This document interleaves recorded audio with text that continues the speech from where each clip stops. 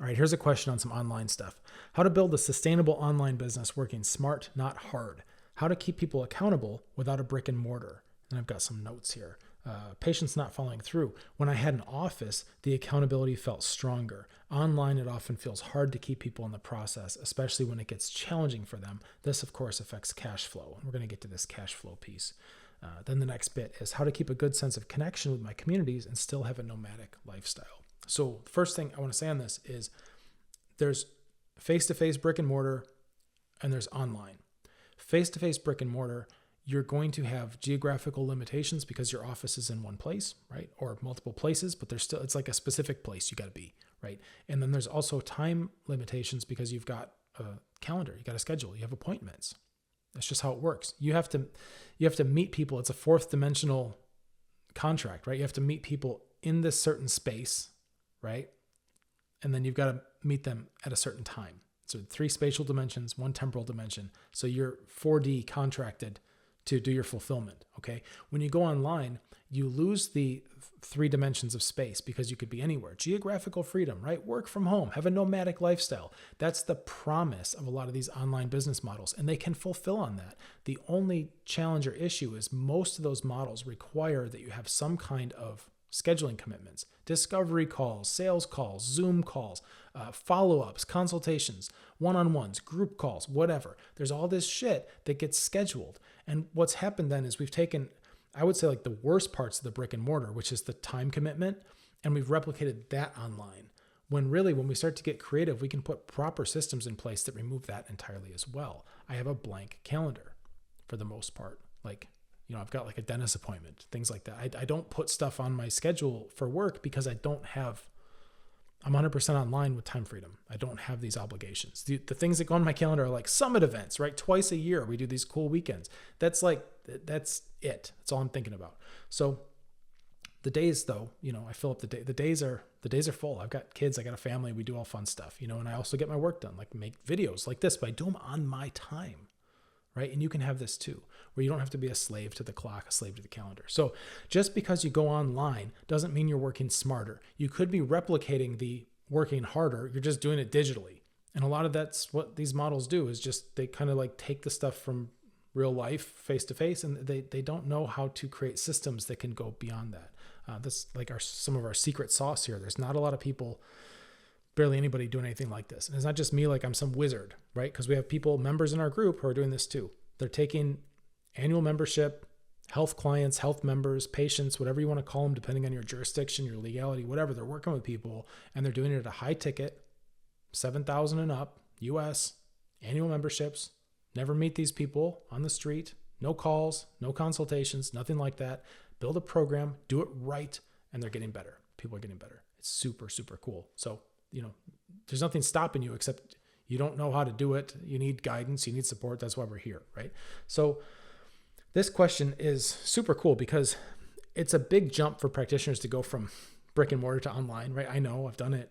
And a lot of times that jump is now I'm going to do Zoom calls, and we got to get past that. There's a level past that because a lot of these questions get answered once you can see what's beyond. So how do I build a sustainable online business working smart, not hard? The short answer there is 2 words: fractal systems.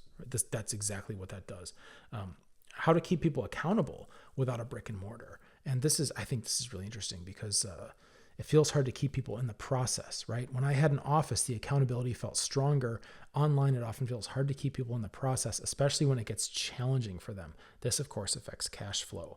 Okay, the cash flow piece, when you have an annual membership, the cash flow piece, I know it's going to sound kind of cold, but like the cash flow piece is handled because they already paid for the year. They've paid their $5,000, $7,000, $10,000, $20,000, whatever it is for their annual membership. That's handled.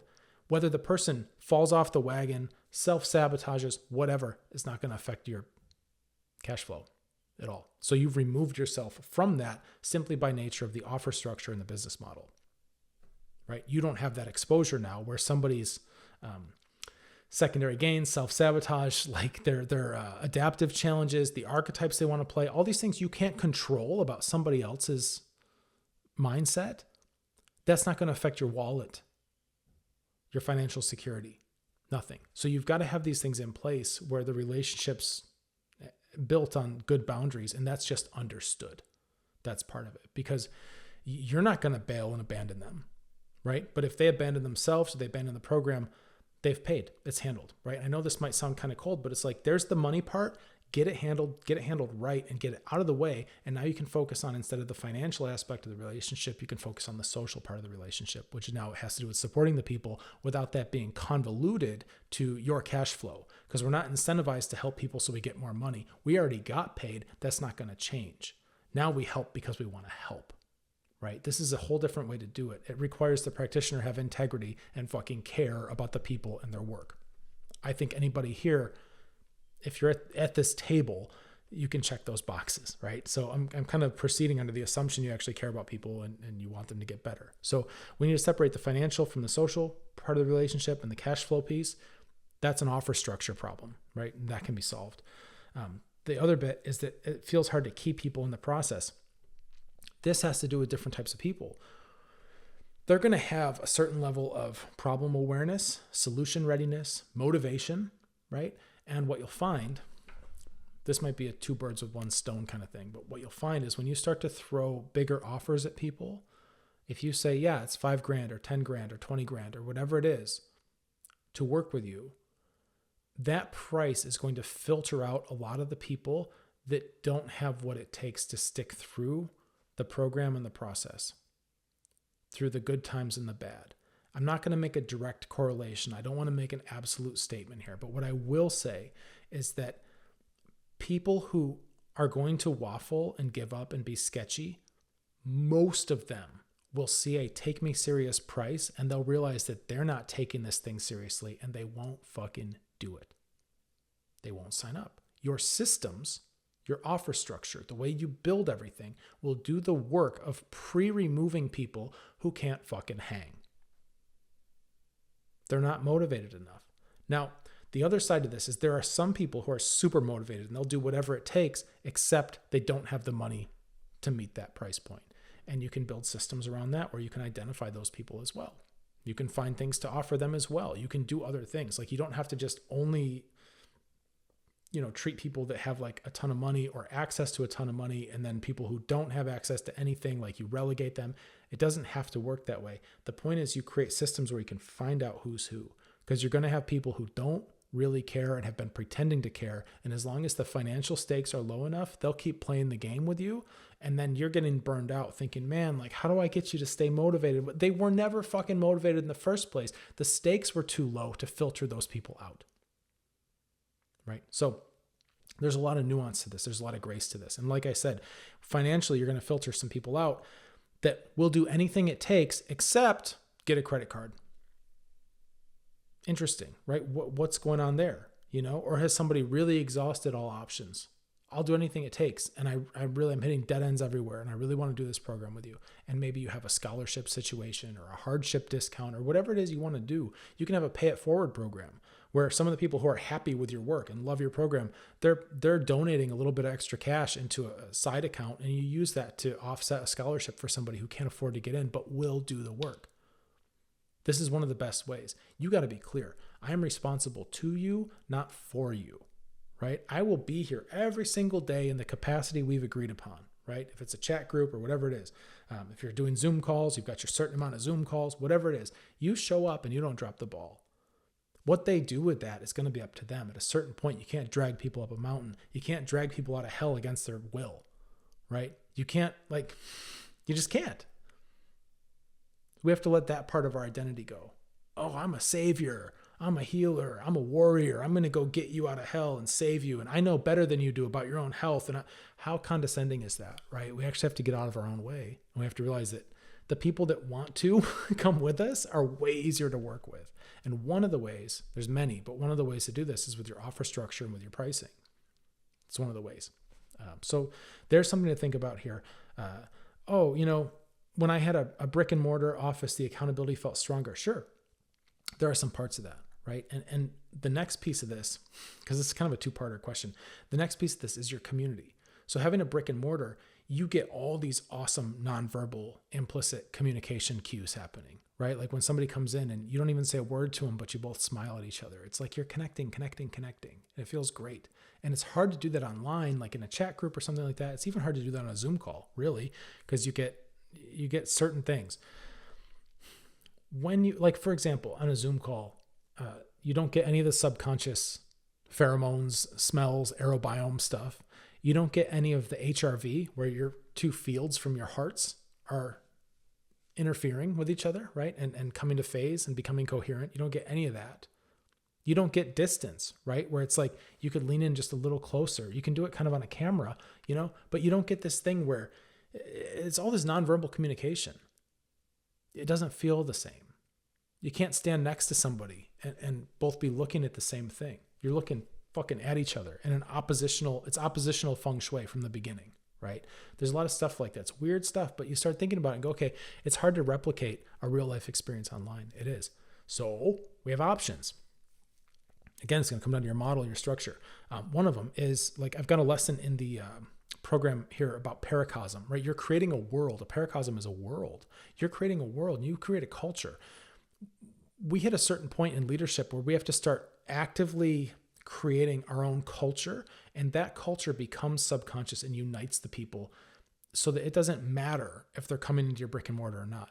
It's people in a chat group that are now united by a common set of conscious and unconscious beliefs and values and principles. And you can keep an extremely coherent group that way, as long as you're willing to accept the mission, the responsibility of becoming a culture creator, right? A context architect. You can do these things. Now, something else that's really cool. If you want to have a nomadic lifestyle, right? Which, like, I could be anywhere right now, anywhere. I have no physical demands geographically. I have no temporal demands either. Like, I could be anywhere. For us, like with small kids, it's easiest to have a house and be kind of posted up and have, a home base and do homeschool and have family nearby and this kind of thing. I happen to be in South Carolina, right? Where we're near family and things like that. But I could really be anywhere. I could be in Thailand. I could be in Costa Rica. I could be in Alaska. It doesn't matter. I mean, my wife and I, we've been talking about getting an RV, tricking out an Airstream, this kind of thing, and just doing the whole road life with the kids and everything. And it's 100% viable. We could do it for years and it wouldn't matter. It's totally nomadic. I'd still be checking into my chat group, making videos. Like, that kind of freedom is there. It's real. What you can do with that then is, if you're missing the community, because a lot of times community is organized around some kind of shared experience. Usually it's a place, right? A shared place. You have events instead of Zoom calls all week long to try to make connection. Instead, become a context and culture architect. Build your paracosm right. Build your fractal systems right. Create something real, and then take those people and give them the opportunity to get together once or twice a year, right? What's that sound like? We do that here. It's amazing. You look at the summit events. This is how we start to meld.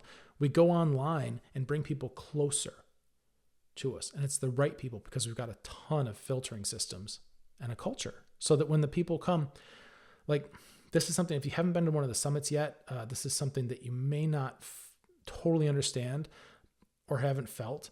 But what happens is, like, part of my job here, and I'm telling you this because when you turn around for your health project, you can do the same exact thing, is that you're creating a culture, you're creating a world. It's going to attract certain people. And then what gets really wild is when you take those people and put them in a house for a weekend and go, okay, we're going to have like intensives. We're going to go deep on all this stuff. Those people all get along and vibe and go, holy shit, I've got a tribe here. I can't believe it, right? That's not magic. That's because we've created conditions that attract a certain type of people. And the commonality already is so many of these internal traits, so everybody gets along great, right? Because I acted as the filter. You're going to do the same thing. So all of a sudden you've got this tribe of people, maybe around the world, all doing your healing programs, following along, getting in your chat group, whatever it is you've got going on with your offers. And then when you do get together for a retreat or something like that, whatever it's going to be, your live event, your intensives, whatever it is, you'll bring those people together and they're going to know each other. And they're going to feel like, shit, dude, these are my people, right? That's not an accident. That's intentional. Part of that comes from not being afraid to turn away the wrong ones. Like for Doctors Club, I mean, you'd be amazed at you would be amazed at some of the shit I've seen from our peers and colleagues, some of their behavior and attitudes. Fucking out of control, right? But I don't need it. Am I leaving money on the table? Sure, right? But what I'm doing instead is I'm enforcing the garden that we have here, right? I'm keeping it nice. I'm keeping it good. And you got to do the same thing. You can't have the fear. You just can't have the fear of loss, right? Because you're cultivating something. So anyway, this can be done. And I find that's really cool because like, oh, I miss the sense of connection with my communities because I have a nomadic lifestyle, right? Yeah, sure. But your community can come with you if you do it right. And then you can actually grow it. And then you can get them together for special events and like fun things, It's amazing. This is a great model. I've never seen anything like this. All right. I hope that helps. Get to work.